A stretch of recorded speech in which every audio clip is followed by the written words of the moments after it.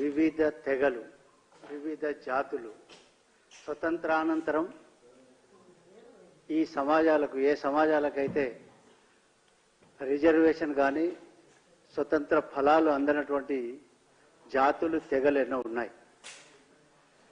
ఇందులో భాగంగానే ఈరోజు అభివృద్ధికి నోచుకున్నటువంటి యొక్క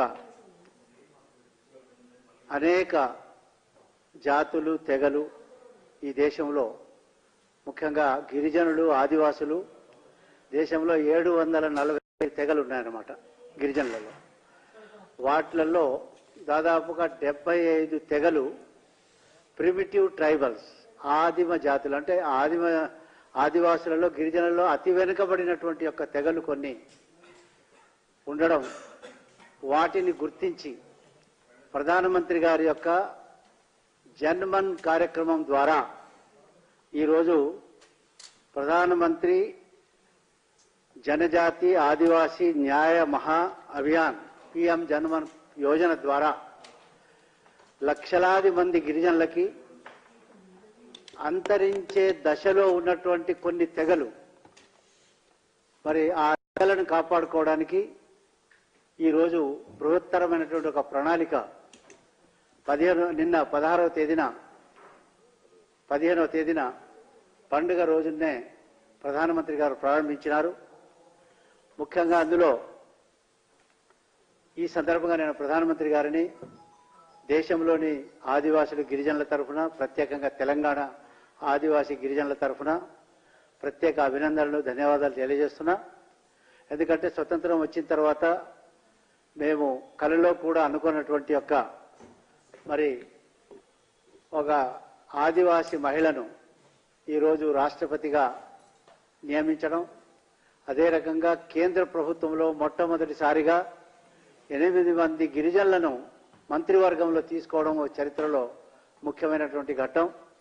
అదే రకంగా చెప్పుకుంటూ పోతే సబ్కా సాత్ అనే నినాదాన్ని, సబ్కా వికాస్ అనే నినాదాన్ని నిజం చేస్తూ ఈరోజు మరి గిరిజనుల అభివృద్ధి కాకుండా అందులో ఉన్నటువంటి యొక్క ఏదైతే ప్రిమిటివ్ ట్రైబల్స్ ఉన్నారో వాటికి మరి 24,000 కోట్లతో ప్రత్యేకమైనటువంటి ప్రణాళిక మరి రూపొందించి నిన్న 15వ తేదీ నుంచి ప్రారంభించడం.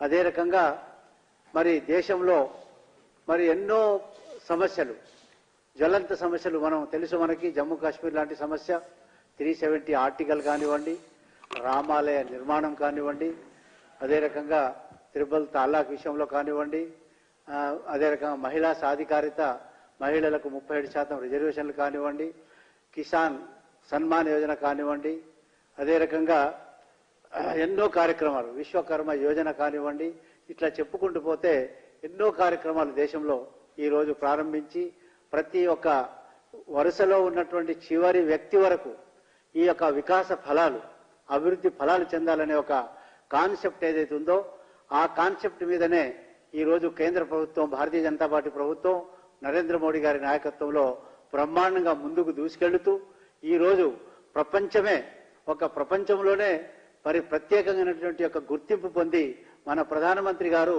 నిజంగా ప్రపంచాన్ని కూడా మరి ఈరోజు దిశానిర్దేశం చేసేటువంటి యొక్క పరిస్థితి ఈరోజు ఉందంటే ప్రపంచ దేశాలే వేనోళ్ల పొగుడుతున్నటువంటి సందర్భం. ఇటువంటి నాయకత్వం, మోదీ గారి నాయకత్వంలో ఈరోజు మరి తెలంగాణలో ఉన్నటువంటి యొక్క గిరిజనుల భవిష్యత్తు కూడా బాగా ఉంటుంది. రేపు రాబోయే కాలంలో వచ్చే ఎన్నికల్లో కూడా గిరిజనులు ఈరోజు రాష్ట్రంలో గిరిజనులకి ముఖ్యంగా లభించే నిధులు